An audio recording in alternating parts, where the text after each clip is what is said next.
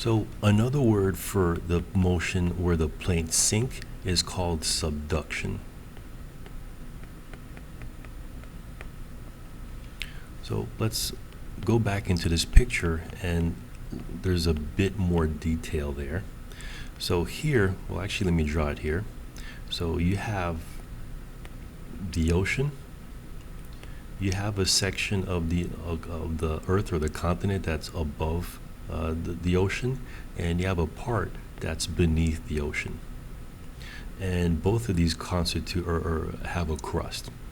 But the part of the Earth's crust that's beneath the ocean, or the oceanic crust,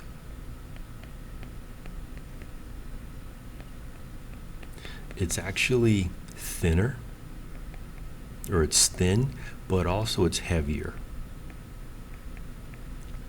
And the part of the crust that's or on the continent is thicker.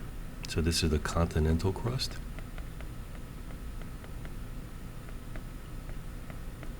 It's thicker, but also it's lighter, and it floats. So it's lighter, and because of that, it floats, while the oceanic crust, because it's heavier, it sinks. And that's what you have over here.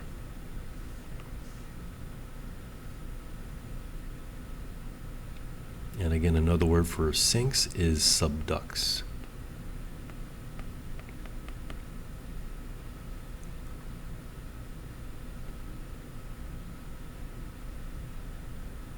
And these are some pictures of what happens at these subduction zones or converging plate boundaries. So what's happening here is that these two plates are approaching each other. The oceanic plate is coming in, and since even though it's thinner, it's heavier, so it sinks downwards, and it goes down deep into the earth. Eventually, it gets hot enough that the rock starts to melt, and it rises up as lava to create volcanoes. So you have these volcanic arcs here. So that's one thing that can happen at subduction zones, when you have oceanic crust that collides into continental crust. But you can also have two continental crusts that collide. So this crust here collides with that one, and there, since they're both light, what happens is that they just push each other upwards, and you get a mountain range that forms. So whenever two plates move towards each other, these are called convergent plate boundaries.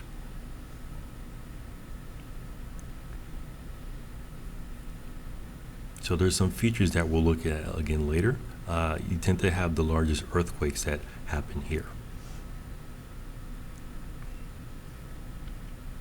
So you can see again here, these mountain ranges, the way that they're created is that the oceanic crust, it's thinner, but it's heavier. When it moves towards and collides with the continental crust, the thin, heavy crust sinks, and as it sinks, it gets heated up and it melts, and it rises back upwards as magma and lava to create volcanoes and mountain ranges.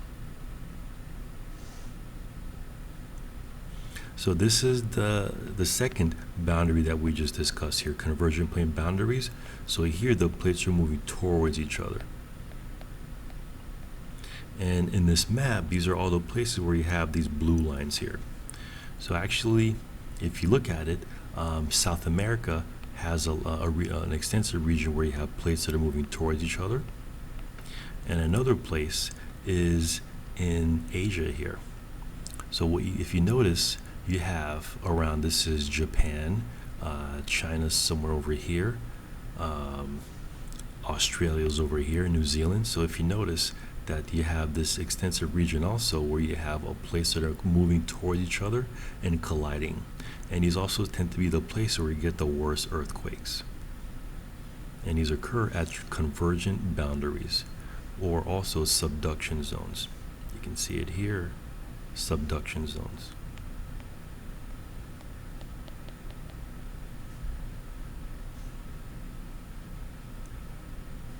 Interestingly, this is what creates the highest mountain ranges on Earth, the Himalayas. So you have a collision between the Indian plate and the Eurasian plate, and as they collide, they push each other upwards, and you get the Himalayan mountains, where Mount Everest is.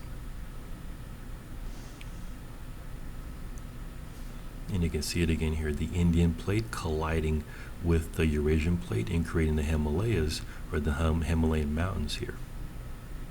Again, occurring at the subduction zones, or convergent boundaries. So there's another feature of subduction zones, and these are called trenches.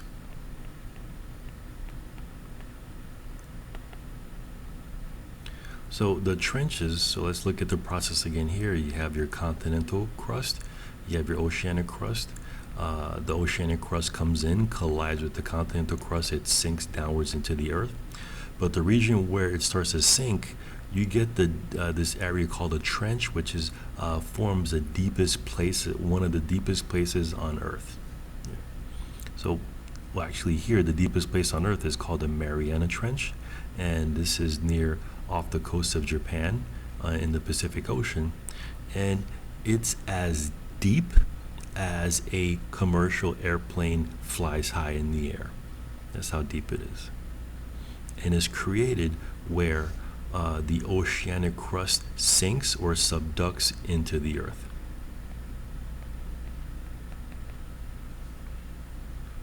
So that's another feature of convergent boundaries, is that they have trenches.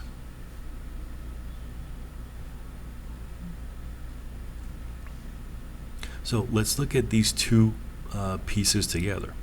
So they're actually, you can say two sides of a coin. So there's a cycle here.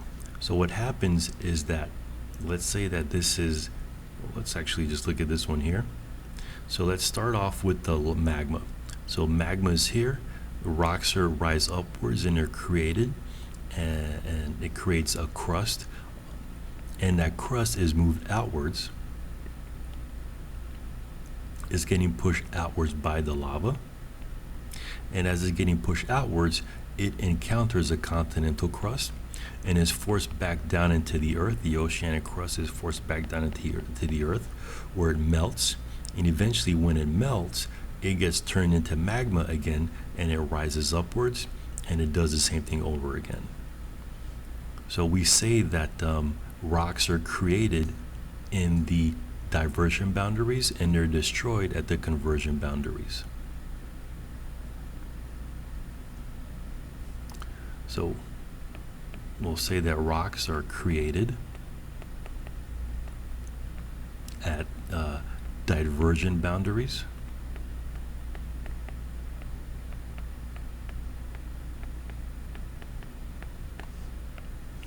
and they're destroyed at convergent boundaries. They're pushed back into the earth and destroyed at convergent boundaries.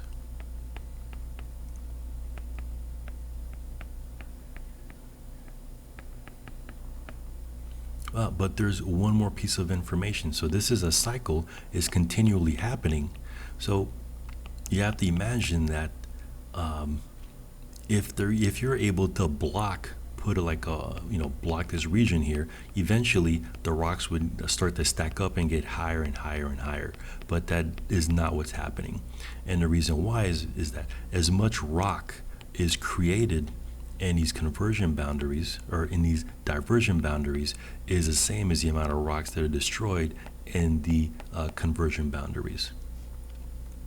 So we'll say that to keep the cycle flowing, the rate at which rocks are created is equal to the rate at which rocks are destroyed. So the rate of rock creation at the divergent boundaries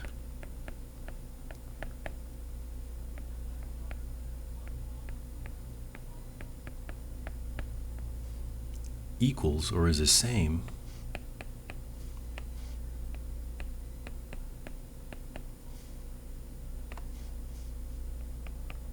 the rate at which the rocks are created at the rate at which the rocks are destroyed at the convergent boundaries.